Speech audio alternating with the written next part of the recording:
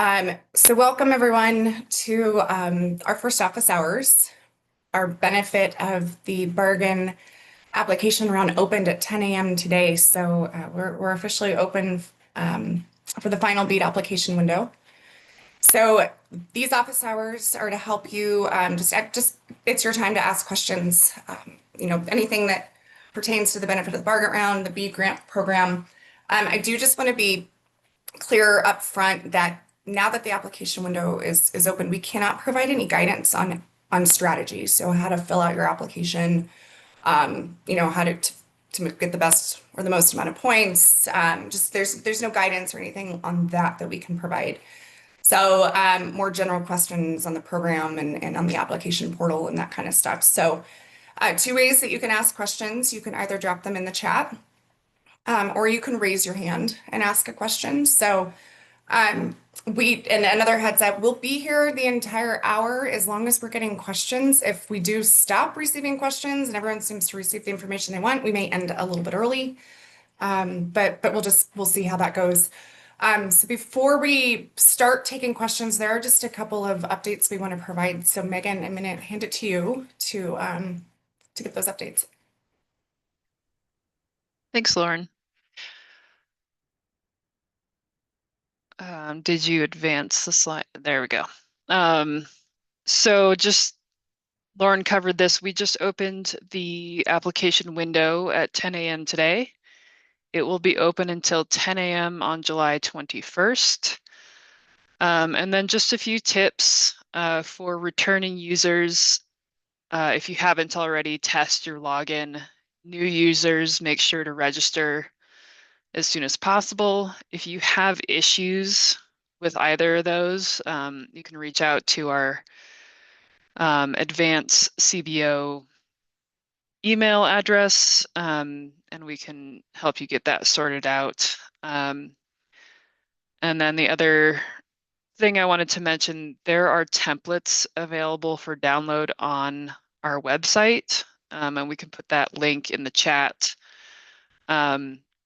So rather than getting the template from within the portal, you'll come to our website to grab that template to fill out for your application. And then Terry wanted to walk through some of the application options, so I'll hand it over to her. Thank you. So for those of you that have done this before, this is going to look really similar. For those of you that are new, welcome. This is our grant application portal. When you log in, for those of you, I'll just sort of reiterate what Megan had said. If you are a new user, please make sure that you go through this process right away and make sure you can register. Also, I'd recommend, I think we have on, maybe Lauren, on our archived website, some of the old videos around how to use the portal. If you have any problems, that's your first resource. But always feel free to shoot us an email and ask us any questions to make sure that you can get logged in. So when you get yourself into the portal, you'll click on Apply Now, and this information about BEAD will come up. You'll click on the more, you just keep on clicking on the orange buttons, really is what you'll do, but you'll click on the more information button, and then next slide. You'll come up to the revised grant application program. So you're going to have two options. So you'll have the option to submit a standard application, or you'll have the opportunity to submit a streamlined application. If you don't mind going to the next slide, Lauren, what that's gonna look like is this first question here at the top. Do you want to create a new application or revise an existing application? So I'm gonna start with the streamlined application. So for those of you that have already submitted your application, you'll remember that from the NTIA BEAD restructuring bead policy notice, you have the ability to stand on an existing application. This is the way that for those of you who have submitted an application already, this is the way you're going to do that. You're going to choose the revised existing application. And when you do that, you'll see a drop-down list here of the applications that you have submitted. And then you will select the application that you want to tie to and then hit apply now. Next slide. So for those of you that want to submit a streamlined application, the people who are eligible for that are A, if you're standing on a previous application, obviously this isn't going to work if you don't already have one in there. And you will choose the application that has a similar or identical BSL list. So that's how we tie your applications together. Once you click on the apply now, you're going to reference that prior application. You'll have about 11 to 13, depending on the options that you choose, questions to answer, and obviously some certifications. One of those certifications is that you understand that you will be referencing information in your previous application, but that you understand that it'll be scored on our existing, the new flow chart, the decision criteria. And then you will upload 3 additional uploads. It's the new location list in the format that is required for this round. More simplified budget workbook. So we've simplified the budget workbook, both for the standard and the streamlined application. So you'll send that in, particularly, we need it from everyone, but if you're changing the BSLs that you're applying for, so say you applied for 100 BSLs in your prior application, you're going to drop 2 really high cost BSLs out, then you'll submit your budget workbook based on the ones that you're submitting this time in that location list. And then there is a new questionnaire, a scalability questionnaire that you have not completed before that will ask you to complete this time and then upload. Next slide. For those of you that have not created an application, you'll just click on the create new application. You'll see that you don't get that drop down that that applicants who had applied before will get. And then you'll just click apply now. Next slide. For those of you that are using the standard application, if you're a new applicant, obviously you're going to do this. This will give you the opportunity to tell us about your ability to financially manage the program and some additional requirements. Also, if you're an existing applicant and you're going to apply for more BSLs, but say your original applications are in the southwest of the state, but you have decided that you really want to apply for some BSLs in the northeast of the state, you're going to submit a new standard application in that case. One of the things we wanted to give you a heads up about, so you don't worry, don't worry about this, that there is non-sequential numbering in the standard application. So we have updated the application form to reflect the BEAD restructuring policy notice. We have pulled out entire sections and some questions. And so you'll see, and don't worry about it, that the numbering is consistent with the prior questions so that we are able to compare the old applications to the new applications, but there's some numbers that are not going to be reflected in there, so that's no problem. I think those are generally the things that we wanted to bring to your attention here, but we're more than happy to answer questions about how it'll work. And just remind you that the program guidelines are on the website, the facts documents are on the website. Most of your questions can probably be answered there, but we're also happy to take them here. Great, thanks, Ellie. So like I said, you can either raise your hand and ask your question live, or you can drop it in the chat. And we already have some in the chat, so I'm going to go ahead and read those. The first one, Megan, is a question you can probably answer. It says, I'm trying to find a map, not a list of current project areas and eligible locations. There's now not that much on the CBO website, and I cannot find the right tree in the forest. So Megan, you want to respond to that? Sure. Yeah, so we did not publish a map this round. Essentially, the The eligible location list has everything that you need to map out those locations after you link it up with the fabric data from your CostQuest license. So we don't have any visualizations, but we have the same data available as we did before. And I will also jump to Maisie's question on the project areas. For this round, we split up the project areas between high cost and what we're calling standard. So basically, a lot of high cost locations were identified through rounds 1 and 2 of the program. So we're utilizing that information, and we basically took the old project area and split it apart according to that information. So there aren't really like visible like boundaries for project areas because they might kind of look like Swiss cheese at this point, with like some high cost locations being separated out. So we did not create a visualization layer that you can, throw into your mapping software for the project areas. We just provided a summary of the number of locations, and you should be able to map those out using the eligible location list. And your fabric license from CostQuest. And I do believe we plan on, correct me if I'm wrong, Megan, doing a map when we do the final proposal, which will open for public comment. Yeah, we'll do a map of the results at the end. But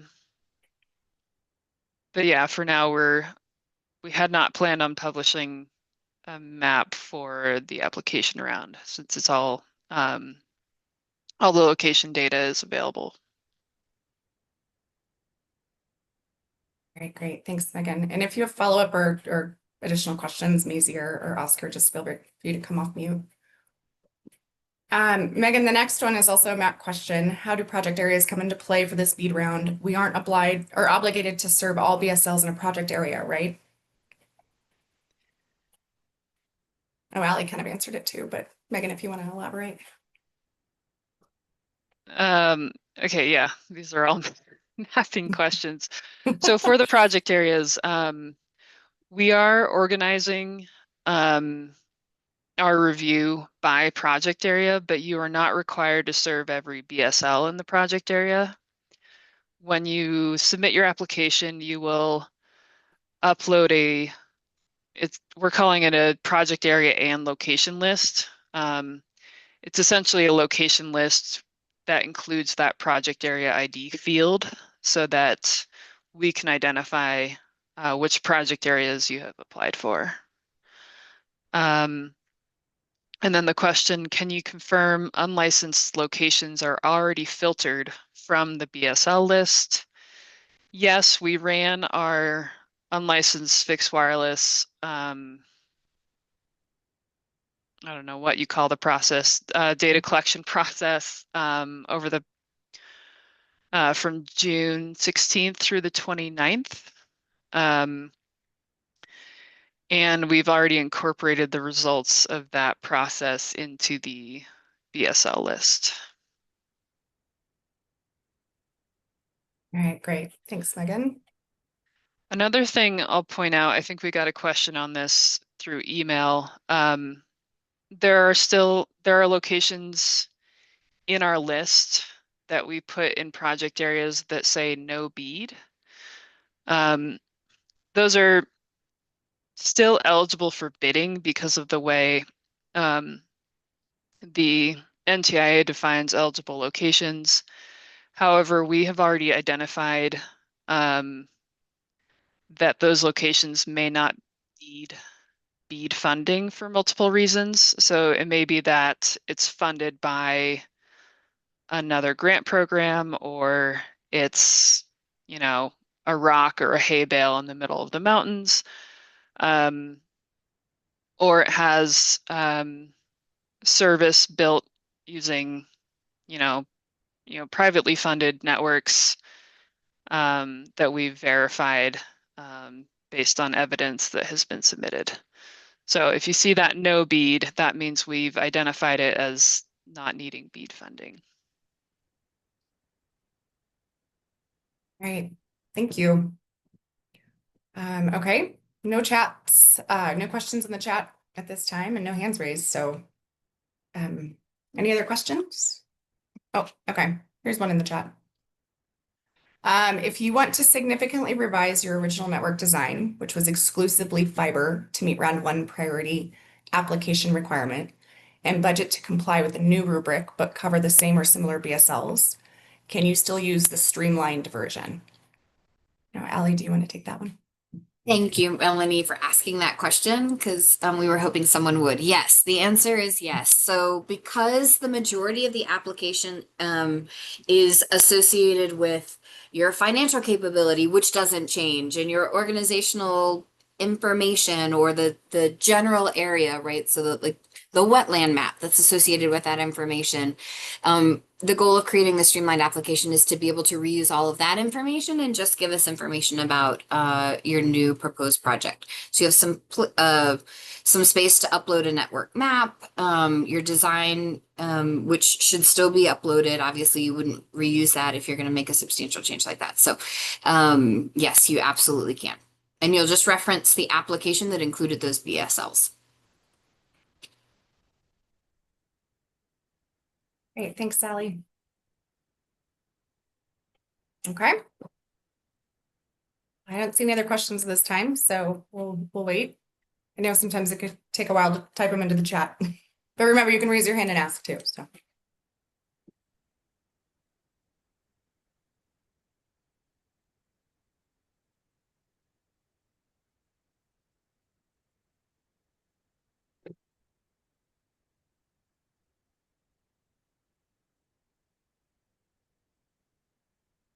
All right, a question in the chat says, when you say no BEAD, one of the categories Megan mentioned was service already built, say by a private sector actor. So does that mean service that is already built out, or does that mean service that is already built out, or does it include partially built that are not yet FCC map verified? And that's from Elizabeth in the chat, Megan. Yep. So those are all the prerequisite for using that category is that it is on the FCC map. So yeah, it has to be on the FCC map first, and then we collected evidence to show that it is actually there, since anything after our challenge process needs to go through all these hoops in the NTIA guidelines. Okay, thank you. All right, next question in the chat. If we are planning to submit applications using the new location data set, should we include or exclude high-cost locations in our design or budgets? And Allie just answered, but do you mind answering for the group, Allie? You bet. You bet. So thanks, Harry, for the question. So the decision of what locations an applicant wants to include in your application is entirely up to you. If you'd like to include the high cost locations, please feel free. If you'd like to exclude them, please feel free. So when you're looking at the criteria under which your application will be reviewed, we just suggest you take a look at the decision tree. We posted it on the CBO website, but Kristen's already dropped it in the chat. So take a look at that. That's how applications are going to be reviewed. So make the decision that's best for your agency. Okay, thanks, Sally, and thanks, Kristen, for dropping that in the chat. Decision tree is also on the website. I think Kristen sent a link directly to the decision tree, but if you lose that for some reason, it's also on the website. Okay. We can wait for more questions. I don't see any at this time. So we'll just wait, see if anyone has anything else.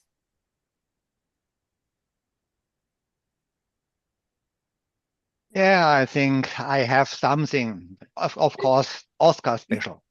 Go ahead, Oscar. Yeah, well, we have along Highway 36, we have leased fiber, which is pretty much within 200 feet of households we could connect. However, the costs are immense. The fiber owner wants about 10K for just connecting to the fiber. Then we need to tunnel under a road plus the rest of the install. So we are ending up with 20, 25K for a single household. There is no way any return of investment would come in the next 10 years with such a thing. Does it make sense to apply for something like that at all? Ali, are you able to take that one? So Oscar, this is one of those questions we sort of can't answer because we're in an open application period. I think what I would say to answer your question is the state of Colorado welcomes all applications. So I think feel free to we would encourage organizations to manage both the investment and time that it takes to put in an application and weigh that against the possibility of an award. Yeah, I think it's a Yeah. cost benefit analysis on your end. Yeah, It's a so great probably question. then Yeah, thank you. not making sense. All right, thanks, Oscar, for your question. There is a question in the chat that says, should we get updated letters of support and match docs? Kristen actually responded and said yes, and this answer is in our FAQ 1.7, which she dropped there into the chat. So I don't know if Ali, if there's anything we would need to elaborate on there, or if we're good with just that answer. If the answer is yes. I think I would clarify just because I'm not, Megan, I'm just not 100% sure of what you're asking. You won't need an updated letter of support. In terms of the match documentation, if your prior match documentation encompasses all of your applications, you may be fine if it's still active. If it's not active, we are going to have very, very little time to cure. So we strongly encourage any work that you can do on the front end.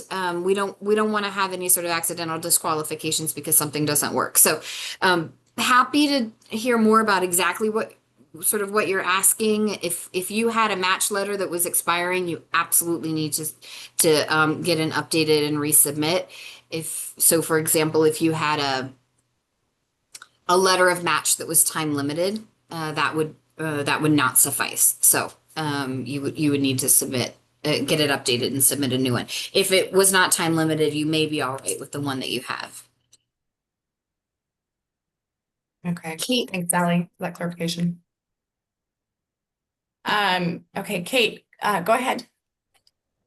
Hi, thank you. I just have a clarification on that. If our letter of credit is for more than now what we're, if we revised our costs and our cost goes down, so our letter of credit is for more than we're asking now, can we, and it's not time dated, can we use the same letter of credit, or do we have to go back through and have it be the exact amount? You can always overpromise. So you don't need to re-get it. Okay, thank you. In the event that you're applying for more projects and your letter of credit is not sufficient, then you'll need to resubmit. Perfect, thank you. All right, thanks, Kate. Next question in the chat. So this is from, not quite sure where this was taken from, but it says, does the priority broadband application overlap with another priority broadband application for the same general project area? That might be from our FAQ. So the question is, could this mean that if our application includes high cost locations that were not included in the preliminary selected priority application, our application might be disqualified due to lack of geographic overlap? That's Harry's question in the chat. I can take this, although Judd, if you're on, this may be one for you too. Harry, I think you're taking this from the decision tree. Yeah. Is that right? Okay. Yeah. And so really what this is getting at is the state of Colorado and how we choose. And so and I'll give you a scenario and then feel free to come off mute and ask additional questions. So there's sort of two scenarios here. So one is I submit a priority broadband application and I'm the only priority broadband application in that area. Then it would follow the sort of no, it doesn't overlap, right? I'm the only one who's submitted, and then it follows sort of a cost reasonableness and a completeness criteria review. In the event that I submit a priority broadband application, and Lauren also submits a priority broadband application and our areas overlap, then they're competing applications and then it follows that path. So it doesn't, I think what your question is asking is, if you've got some high cost locations that were either you're leaving out or separate or slightly overlapping, the real question that this decision tree is asking is, do we have two overlapping applications? Again, it has to come in as a streamlined or standard, right? If these two if they're overlapping, then they follow the decision tree for overlapping. If there's no competing application for any of those project areas and locations, then it follows the non-competing flow. Judd, would you add anything to that? Yeah, I guess one way of putting it is we will start at the project area analysis, right? And then we're going to look at the average cost per BSL, and we say the same general project area, because you're right, one application could have, they took out all the high cost locations and another one left them in. Well, we're still going to have to go to we're going to say those are good enough. They're generally overlapping. There are some, it's not a perfect one-to-one match by a BSL on a BSL by BSL level, but we're going to stay at the project area level first and determine what's the average cost per BSL for both of those. And, the lowest one wins unless you're within 25%. 15. Or 15%. Okay, great. Thank you guys. Harry, hopefully that answered your question. If not, or you need more clarification, just you can raise your hand or just drop it in the chat. Okay, I'm going to move on to the next question in the chat. It says, is it possible to post a new version of the BSL list that has the no bead high cost standard flag as a separate attribute instead of appending that value to the project area number? Megan, you responded, but can you respond for the group? Yep, I said, yes, we can repost the data in that way. It'll probably take us a bit, so I don't want to make promises on timing, but we'll get that up in the next day or so. Thanks, Megan. Can I add a clarification to one of my answers, Lauren? Both we had two questions about surety, and I just want to make sure that I'm clear. So you may not need to go back and get updated letters, but you still need to upload the letters that you have. So you may have a new one, you may be reusing an old one, but don't forget to upload them, because we will be reviewing those and making sure that based on whatever your new application is, if you've pulled out a couple, to Kate's example, right? If you've pulled out a couple of locations or your costs have gone down, we're going to make sure that your surety matches, and we need to be able to review that. So just don't forget to upload them. You may not need to get a new one, but you still need to put in what you had before. So Thanks, Ellie. That's important. Okay.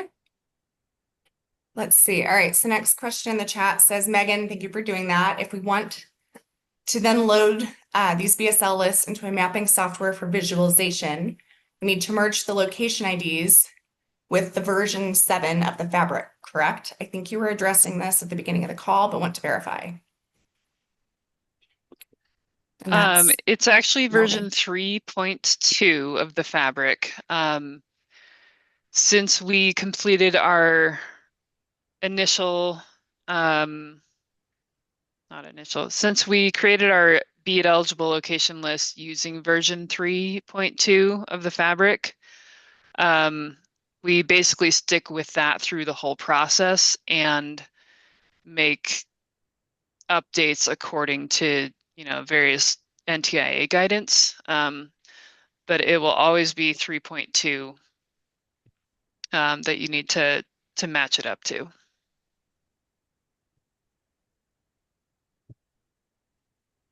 Thanks, Megan.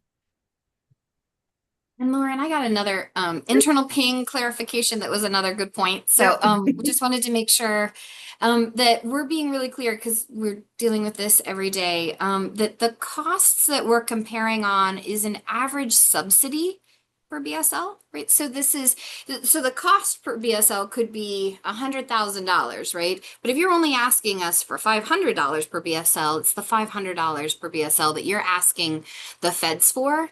That's what matters. So when we are saying subsidy per BSL, that's what we're talking about, is the amount that that you're asking for grant funds. Thanks, Sally. Okay, at this time, there are no additional questions or comments in the chat, and I don't see hands raised, so we'll give it a couple minutes. See if there are any other questions. I had another thing, Laura. Yeah. Just as a reminder for those of you, because it's been a bit since we've done the applications, and this was one of the things in testing that drove me absolutely crazy. At the bottom of the portal, there is a save and next button. Don't forget to save your work. The portal will save your work as long as you hit save and save for later or save and next. But if you don't hit save for later or save and next, all your work goes away. So, and that includes if you're shifting between sections within the application, if you finish a portion of it and forget to hit save and click to another section, you lose all the work that you did before. So it can be really frustrating when that happens. So just wanted to call it out, even though it's on the tips and tricks. Thank you. No, that you probably saved a lot of frustration for some people. Okay, so new question in the chat from Cynthia. Did you update locations with version 6 changes per NTIA to remove already fed? Maybe you answered and I missed a sentence, so sorry if so. So Megan, that's the last question in the chat there. Yep. So yes, we have made those updates that are described in the policy notice. Basically that no bead category encompasses all of those changes. So if a location was removed from the Fabric in version 6, then we have designated that as no bead. If a location has updated service and we received evidence that service is, exists, then we put that in the no bead bucket. So all of those are accounted for in that no bead bucket.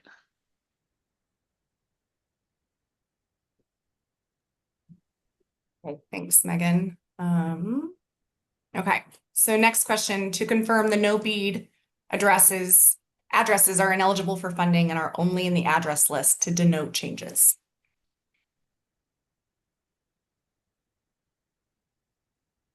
Megan, oh, there, sorry. Yep. Sorry, I went on mute. So effectively, they won't be funded with BEAD. The technical definition of eligible still encompasses those locations, which is why we continue to include them in the list. And you may apply, but we highly encourage you not to include those, as we've already designated or identified them as not needing BEAD funding.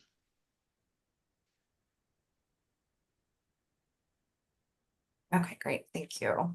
Next question, from the revised BEAD guidelines, section 8.3. Oh, sorry, my thing just jumped. Excessive cost review. Can you clarify what CostQuest Associates data is referring to? Is it something other than the fabric? And Melanie dropped in the actual language there.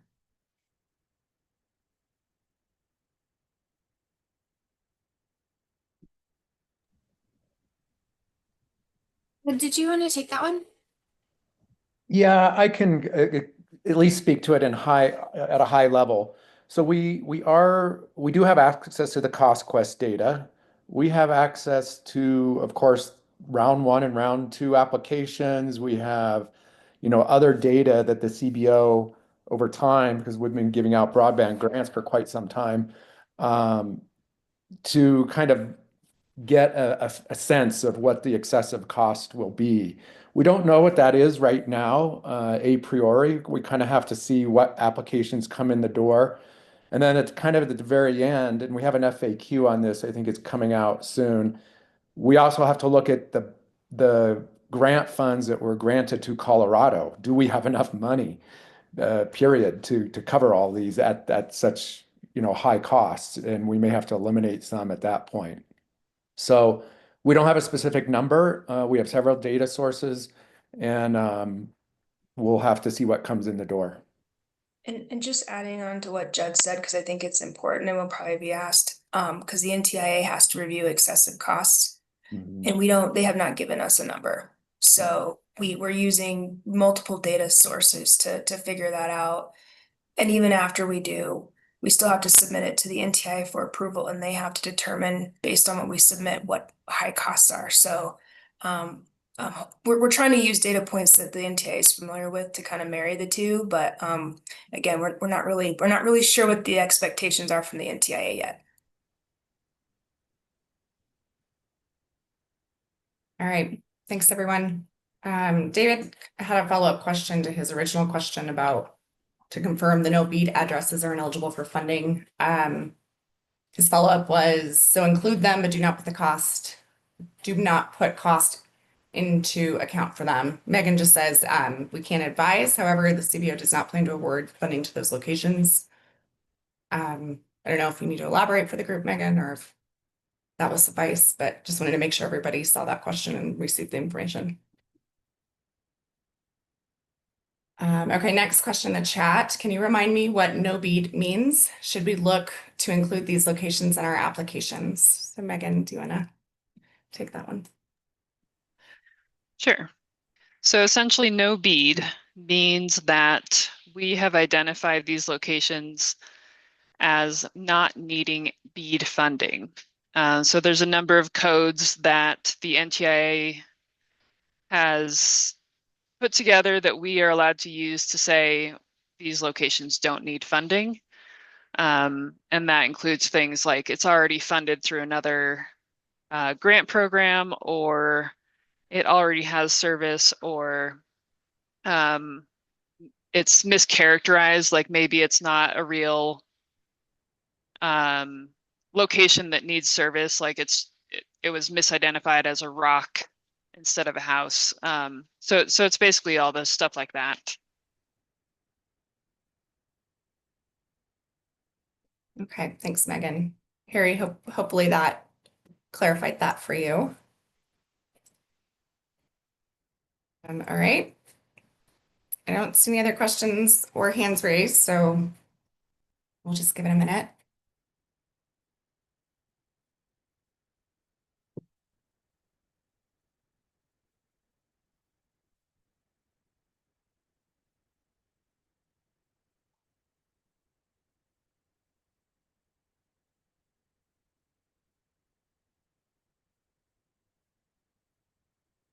While we're giving it a minute, because I know again it could take time to type in the chat, we do have that email address there on the screen, our advanced email. So if you think of something after the call and you just want a response, email it to that email address and we will respond with the information in the FAQ as soon as we possibly can. Kristen just dropped the info or the FAQ link in the chat. Thanks, Kristen. So the reason we do that is so that everybody receives the information as opposed to just, one-off emails everyone receiving different info. So the FAQ is where we answer every single question we get, whether it be via email or on a call. And then we also have another office hour on Wednesday, and then 2 more next week, Monday and Wednesday next week. So lots more opportunity for you guys to ask questions. I don't see any other questions at this time, so unless someone wants to raise their hand and say, hold on, I'm still typing in a chat. I think we're done with questions for the day. So, okay. CBO team, anything else to add or put you all on the spot? No? Okay. All right. Well, then I think we can call it good for today. And thank you guys for jumping on. Again, join us on Wednesday for the next office hours if you have more questions. So thanks, everybody.